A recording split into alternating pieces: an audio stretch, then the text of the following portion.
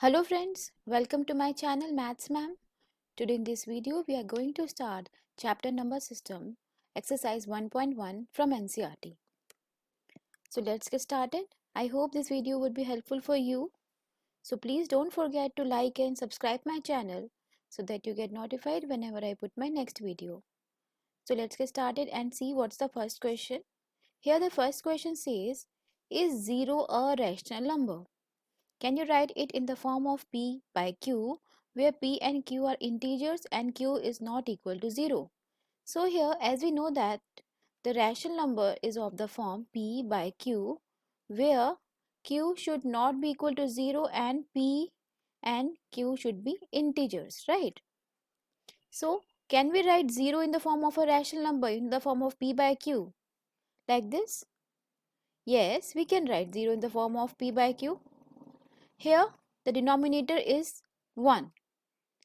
Correct. So, yes, we can say 0 can be represented in the form of a rational number, that is P by Q. So, 0 is a rational number because we can represent this in the form of P by Q.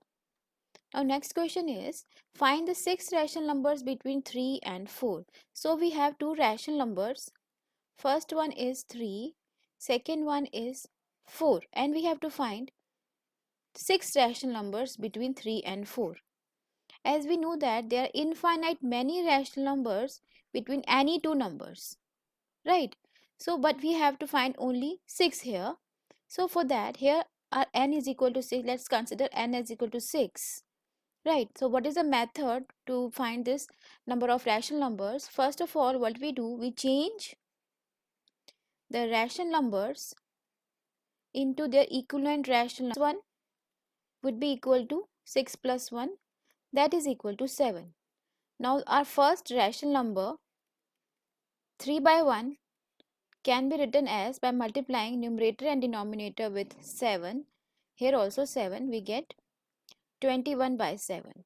Second rational number can be written in the form of 4 multiplies 7 and also the denominator 1 multiplies 7.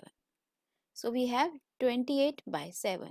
Now our rational number has been changed from 3 to 21 by 7 and the second rational number is 28 by 7. Now we have to find 6 rational number between these two. This we can write easily as after 21, as these are all like fractions. So like 21 by 7, then we'll have 22 by 7, then 23 by 7, 24 by 7, 25 by 7, 26 by 7 and 27 by 7. So these are the 6 rational numbers between 3 and 4. Like this you can find n number of rational number between any two numbers. You can find easily. Okay, now let's move to the next question. Here we have find 5 rational numbers between 3 by 5 and 4 by 5. So here our first rational number is 3 by 5 and the second one is 4 by 5. Now here n value is equal to how much? 5. That means we have to find 5 rational number between these two numbers. These two rational numbers. So what is our first method? First of all, we'll find what is n plus 1 here. It's 6. We'll consider 1 plus. Okay. Now what we do? We change the rational number into their equivalent forms by multiplying the numerator and denominator with n plus 1. So the rational number would become 18 by 30. The first rational number. And the second rational number would be 4 by 5 times 6 and also times 6 we get 24 by 30. Now we have 18 by 30 first rational number and the second is 24 by 30. We have to write the rational number between these two numbers. So that we can write by putting here 19 the second number after this on the number line, then 20 by 30, 21 by 30, 22 by 30, 23 by 30. So you can count these are the 5 rational numbers between this number and this number, between 3 by 5 and 4 by 5. Yes, that's the answer. Now let's do the next question, the last question. Here we have to state whether the following statements are true or false.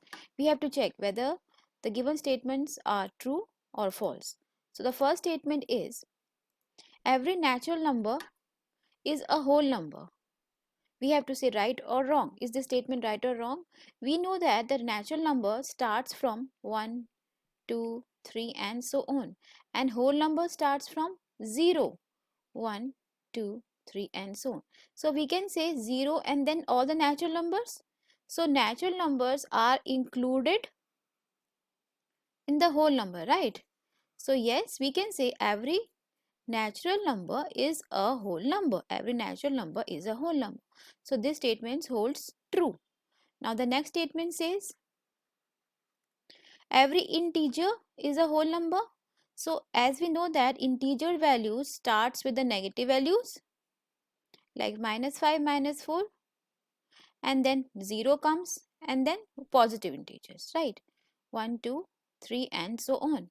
So every integer is a whole number, but whole number start with 0, that we know.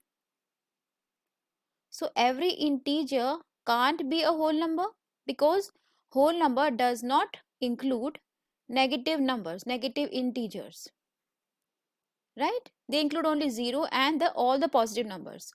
So every integer is not a whole number. So this statement is false.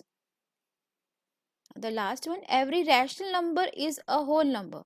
As we know that rational number are of the form p by q, right? They have some denominator and denominator should not be equal to 0, right? So we have a rational number like 4 by 3, 3 by 4, anyone, okay? But we can see yes, 3 by 1 is also a rational number.